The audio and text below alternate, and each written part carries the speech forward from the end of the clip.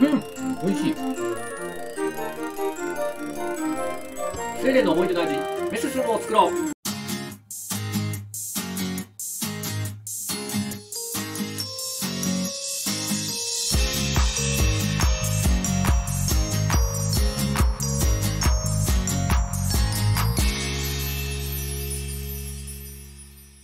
こんにちは。ものづくりの中にコッペ工房です。寒い、また寒い、また寒いです。今、外の気温が2度。最近まですごい暖かったのに、また急に冷えて、で、今、ちょうど外では雪が降ってます。で、そんな中、何を作るかというと、こちら。そう、前回の雑談の時にも話したんですけど、スウェーデンでよく食べていたメススムという乳製品が、ここ乳製品って言ったのは味噌でして、メススムっていうのは、まあ、原料こちらにある牛乳並びに、まあ、ヤギの乳なんですけど、メススムはスウェーデン語でホエーバターと言います。で、ホエーバターっていうからにはバターなんじゃないかとおっしゃられる方、思う方いるかなと思うんですが、メススムは厳密にはバターではないんですね。で、同じように、メススムの固形バージョン。まあ、メススムが半液体。ドロッとしているんですけど、でそれを固形にした固めたものがブルンノストって言って、ノルウェーにあるんですが、そちらは茶色いチーズ。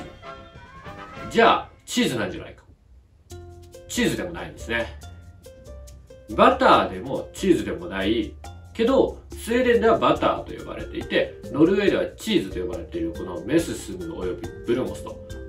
こちらを今回作っていきたいと思います。で、原料が何かっていうと、ホエーです。日本語で言うと、乳性。お乳の乳に清らかな性で乳性っていうんですけど、筋トレされる方とかは、ホエープロテインって聞いたことないですかね。ソイプロテインっていう大豆のプロテインと、ホエープロテインっていう、牛乳を原料としたプロテインですよ、みたいな。で、そのホエーを原料にした、乳製品なんですよ。で、日本に輸入すると、チーズとかバターではなく、乳製品としか多分表記できないんじゃないかなと思うんですが、それをスウェーデンの人たちはバターだといい、ノルウェーの人たちはチーズだといい。日常的に食べてるんですね。で、前回も話したように、ブルモストは輸入している業者があります。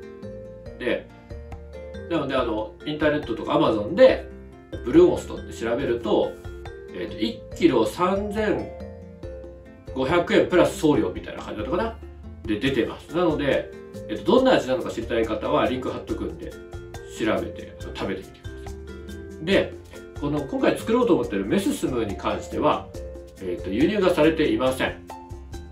なので、多分日本で食べることがほぼほぼ不可能なんじゃないかなと思います。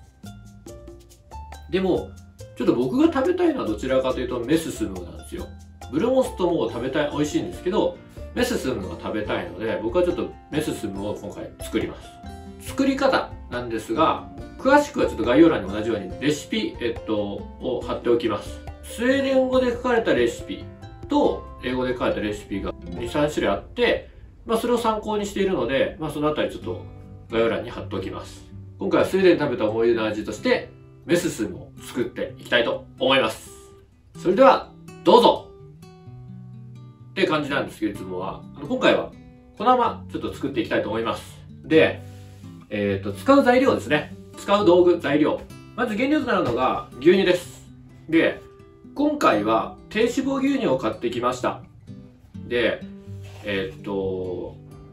別に低脂肪じゃなきゃいけない理由もないですし、普通の牛乳でもいいと思います。が、最初にホエーを作んなきゃいけないんですよ。で、牛乳よりも、この低脂肪牛乳の方がホエーたくさんできるよってインターネットに書いてあったので、ちょっと今回、たくさん作ろうと思っているので、低脂肪牛乳を作ります。使います。レモン汁です。お酢でもいいです。要するに、この牛乳を酸性に傾けなきゃいけないので、レモン汁。ホエーを作るときにカッテージチーズができるんですけど、そのカッテージチーズも食べたいですし、あとそのホエーもそもそも食べるので、まあお酢より僕はレモン汁の方がいいなと単純に思ってレモン汁買ってきました。あとは、後の味調整で使う生クリームと、あと、こちらお砂糖です。天才糖を今回使ってます。で、レシピにはバニラシュガーっていうものがあるらしいです。そのバニラシュガー使ってるんですけど、今回ないので、砂糖、天才糖。で、あと道具が、まず片手鍋。ホエー作るときも、ホエーを最初に煮詰めていかなきゃいけないので、そのホエーを煮詰める鍋。カッテージチーズ作るときに、ホエーとカッテージチーズをこう分離させるので、こちらザルと、ボウルと、布巾も使います。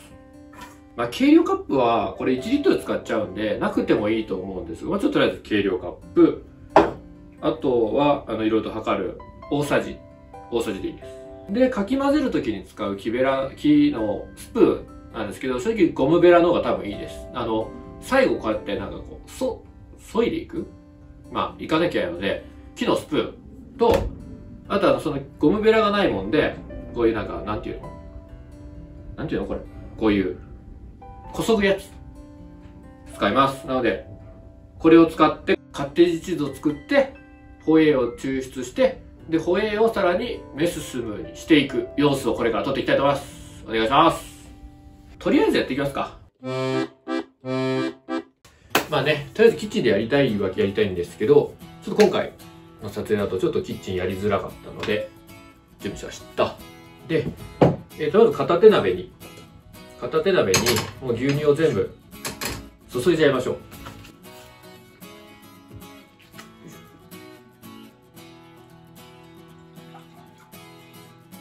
まあね、低脂肪牛乳安かったんだっけ。あ、そう、これ多分ね値引きされてたんですよ。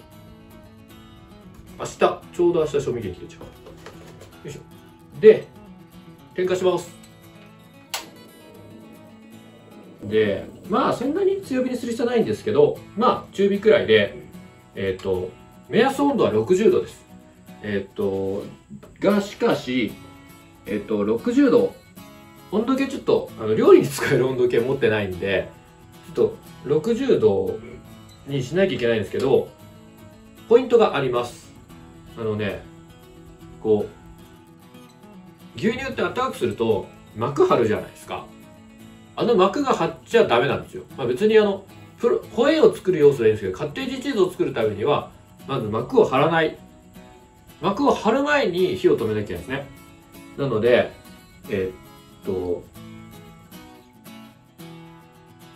このね、縁が、ちょっと撮影と映像分かりづらいと思うんですけど、ここね、縁があるんですけど、この縁がね、ブクブクしてくるんですよ。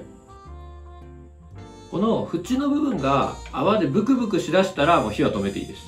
周りがね、ブクブクしだしたら、だいたい60度前らしいんです。60度になっちゃうと、この膜ができちゃうんで、そうなる前に、こう、火を止めてレモン汁を入れます。まだいいかな。で、この間に一応、レモン汁の用意しておくんですけど、大さじ5杯です。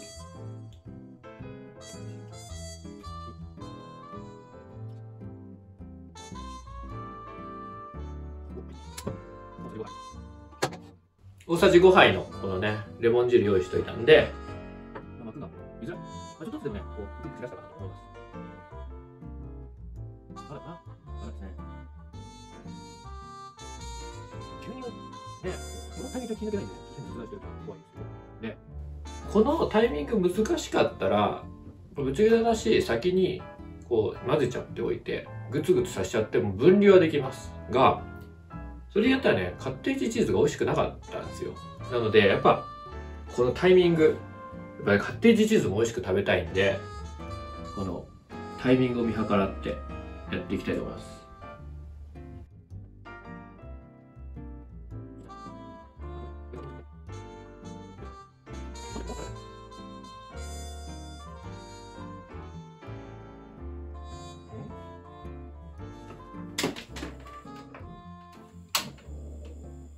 いけたっぽいです。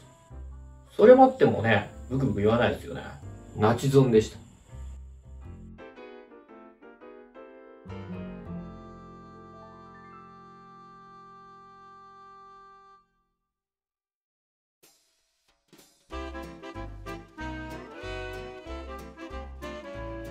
ブクブクきたので火止めます。火止めたら、このレモン汁をね、入れます。大さじ5のレモン汁です。入れたら、かき混ぜます。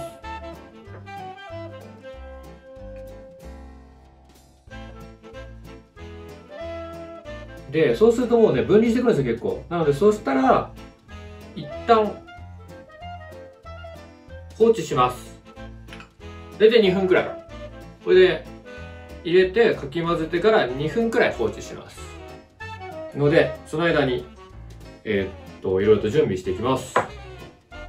ここに、ボウルとザルがあるので、ボウルとザルをセットして、上に布巾かけます。で、要するに、ここでカッテージチーズが作れるようにします。だいたい2分くらいだったかなと思うので、こしていきます。見てもらえばちょっとわかるかなと思うんですけど、こう分離してます。今ね、分離したんでこれ移していきましょう。まず最初お玉でこう入れていきます。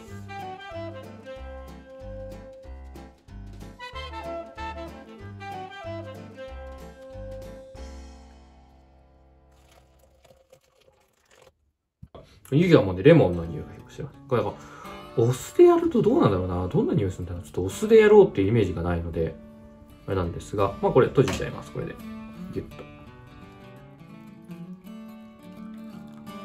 で、わかりますかね。ち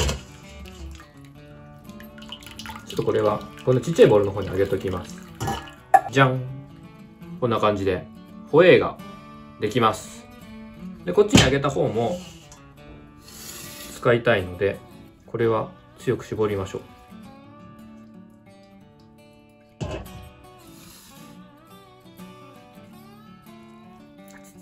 熱いです。熱い。気をつけてください。熱いですね、これ。これ60度以上いったのかな。ちょっと熱いな。でもまあ60度も熱いもんな。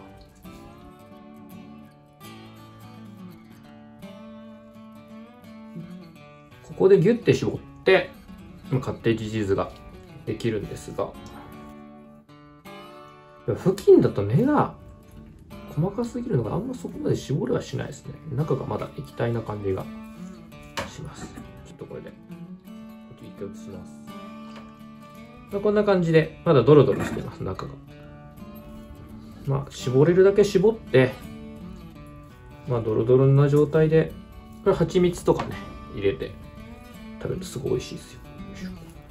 はい、ということでホエー分けれたので、ちょっと鍋も洗ってきました。なので、これをまたこっちに戻します。大体どれくらいだろう ?800ml くらいあるのかな。ちょっと正確に測ってないんでどれくらいかわかんないですけど、そんなにカッテージチーズやっぱできなかったので、こんだけホエーができました。で、これをまた火にかけて煮詰めていきます。で、大体ね、まあ10分の1くらいに煮詰めていきます。で、ただ10分の1に煮詰めるってすごい時間かかるんですよ。前回ちょっとテストで練習でやった時には8時間かかります。なんで8時間火にかけるってガス代もったいないし、コンロなんてなおさらにもできないので、やっぱりいつも通りアラジンストーブの方に移動しますので、これちょっと持っていきます。よいしょ。ここに置いときます。この上が火加減もねいいんで、ストーブの上に置きます。なんか持ってきますとか言っていながら、ちょっと配置を全部変えただけなんですけども、そんな広くない家でこうやりくりをとしてます。でもここからね、8時間かかるんで、もう長丁場です。はい、時計も準備しました。で、長丁場ということで、まあ今、12時17分。まあできる頃には多分8時になってるから、もうライトとかもつけて、今に一度明るいんですけど、ライトとかもつけて、明るくして始まるか。あれもしかして、角度的、あ、そっか。ちゃんとこれ横に置けたらダメなんですね。むずい。いや、これで見えないですよね。これどうでしょう？これで見えるんじゃないかな？ね。見える。OK。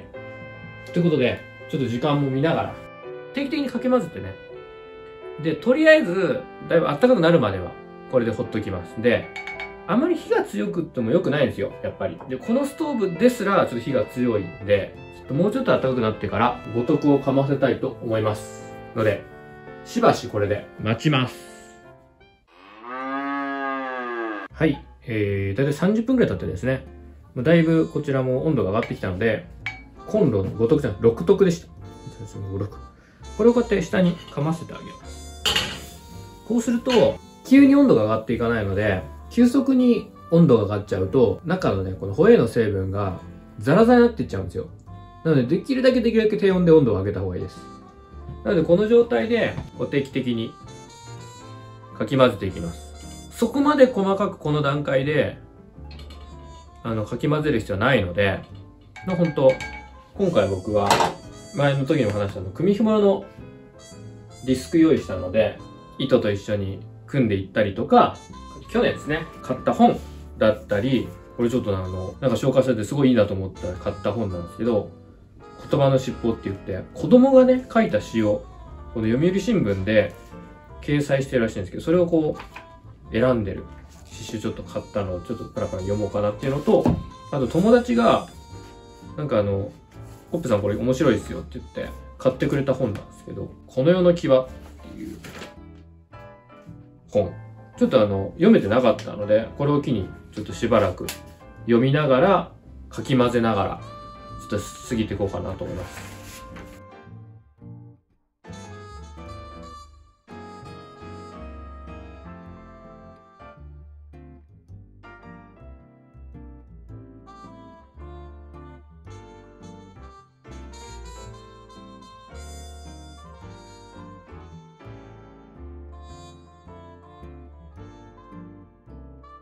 はい、約7時間経ちました。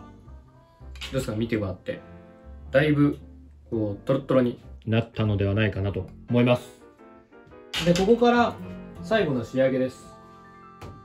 この生クリームとてんさい糖入れます。で、厳密にどれくらい入れたらっていうのもないんですけど、とりあえず生クリームが 50ml、てんさい糖が30g 入れます。まず生クリーム 50ml 入れます。で、かき混ぜながら、こちらてんさい糖 30g 入れます。で、またこうかき混ぜていきます。かき混ぜて、でまたかき混ぜながら煮詰めていきます。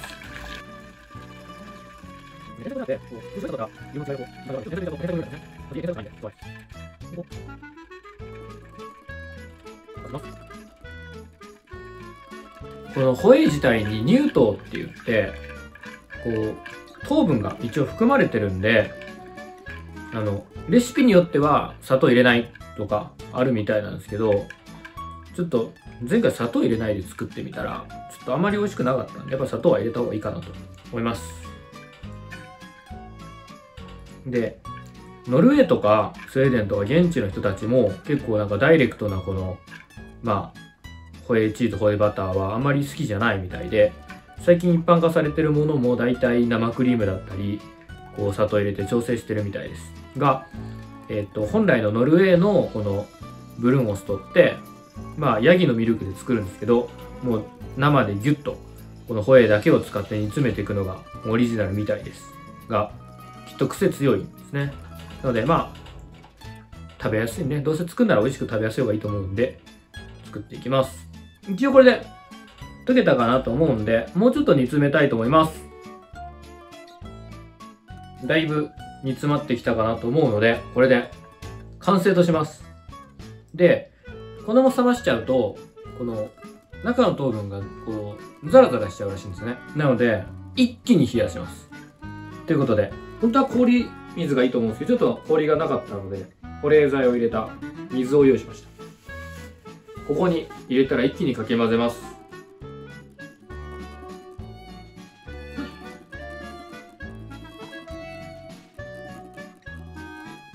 うやってかき混ぜていくと、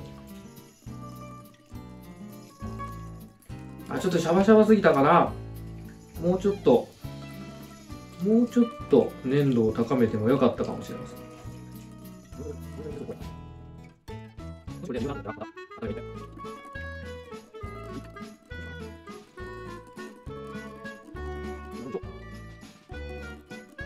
こんなもんでしょうということで、何でもいいです。容器は何でもいいので、ここにクッキングシートを敷きます。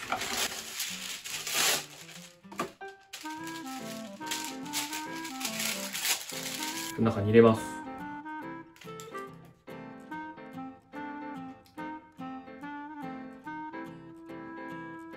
ちょっとシャバシャバすぎる気もしますが、これで完成です。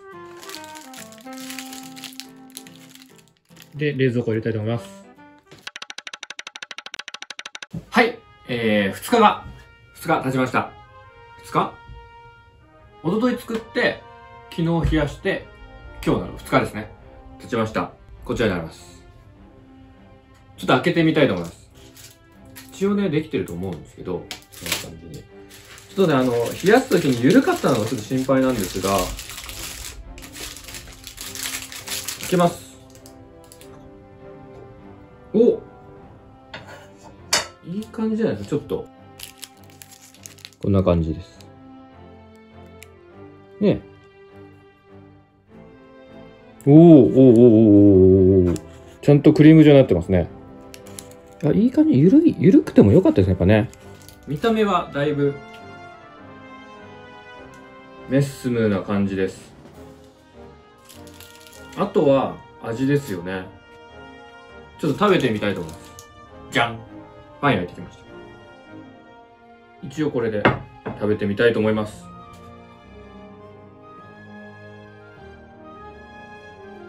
ほい、こんな感じ。食べてみます。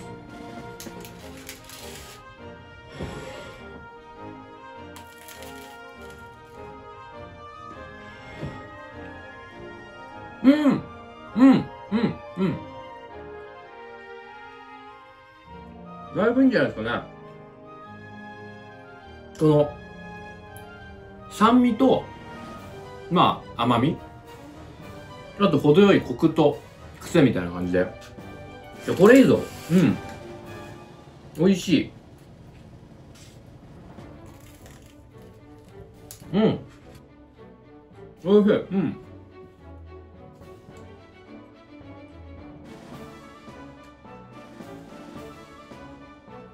美味しい、これ。いや。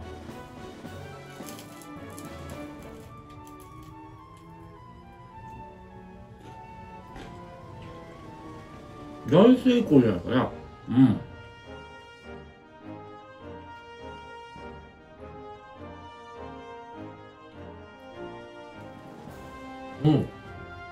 もう。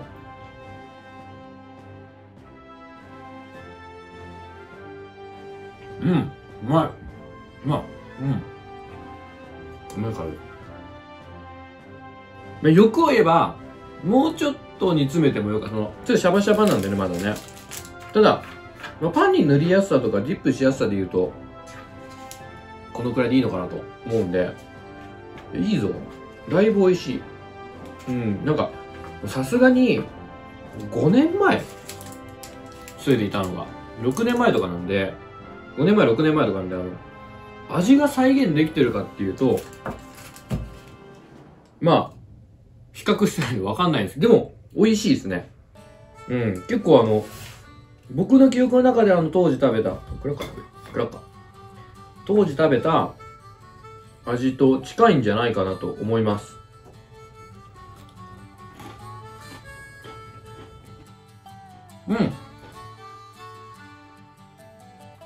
合う。なんでしょうね。やっぱ。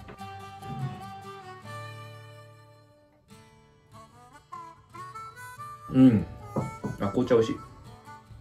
美味しい。美味しいしか言ってないな。でもこの、ね、やっぱ酸味があるのと、この、コク、ちょっとキャラメリゼされたコクと、うん。で、やっぱりこの、最後に生クリームとか入れて味を調整してるんで、食べやすくもなってますね。うん。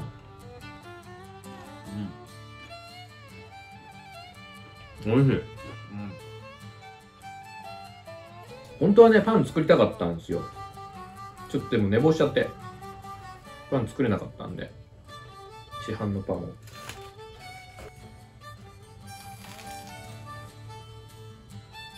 まあでも、確かにね、万人受けするかって言われたら、まあ、ちょっと、悩むというか、まあ苦手な人もいるかもしれないですね。僕は、100点というか、うん。やっぱね、作るの時間かかりますね、やっぱでもね。うん。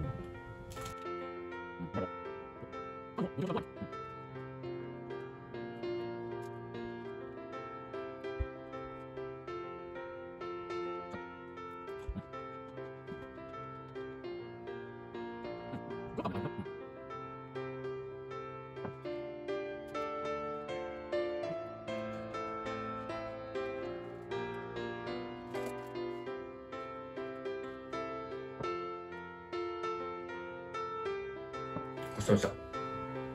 美味しいメッスンできました。で、ポイントは3つ。1つが、やっぱり温度ですね。できるだけ弱火。本当にゆっくりゆっくり、弱い火で、できるだけゆっくり煮詰めていく。これがまず1つ目のポイント。で、もう1つが、やっぱ、砂糖とか生クリームは調整で必要かなと思います。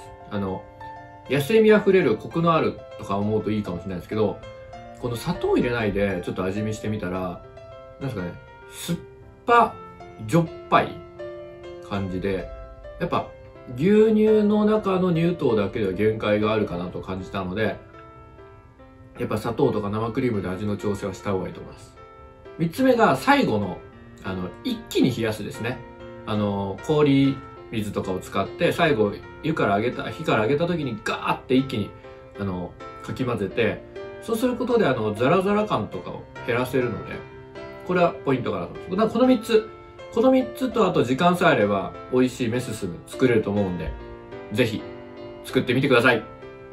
あとね、今回メススムっていうことで、煮詰めて固めるまでやらなかったんですけど、もしノルウェーのブルンオストっていうのを食べたいときは、もっともっと煮詰めて、8時間で効かないです。もっともっと煮詰めて、こんがりさせて、ガッチガチに硬く、まあ、ガッチガチにしちゃうとあれなんですけど、まあ、だいぶ水分をもっと飛ばして、で、型に流し込んだりとか、まあ、こういう形に流し込んで、いけば、多分完成するので、もし、ブルンオスト食べたいよっていう人は、こうやってもっと煮詰めるか、あとは、普通に Amazon で売ってるんで、ぜひ、ちょっとどんな味か試すのも食べてみてください。試してみてください。はい。コッペ工房ではものづくり日常にということをテーマに動画を作っています。今回みたいななんか食べたいものを作る時もありますし、基本的には草木染め、あと粘土、刺繍だったり、編み紐だったり、いろいろとやってるので、ぜひ、チャンネル登録をお願いします。で、今回の動画面白いなと思ってもらえたら、高評価だったり、コメント、もし作った人いたら、作りましたっていうコメントもらえるとすごい嬉しいです。それでは、ものづくり日常にコッペ工房でした。さよなら、バイバーイ。